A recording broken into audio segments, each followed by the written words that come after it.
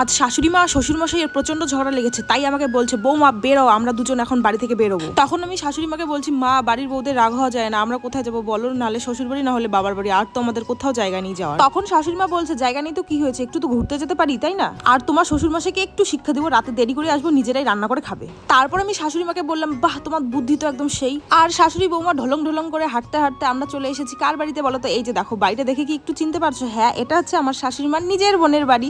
তো দেখো, এসে দেখি মাসি হচ্ছে সন্ধ্যা দিচ্ছে। তারপরে আমি মাসির জন্য ফল নিয়ে এসেছি, কারণ মাসির শরীরটা একটু খারাপ ছিল, তার জন্য দেখতেও এসেছি।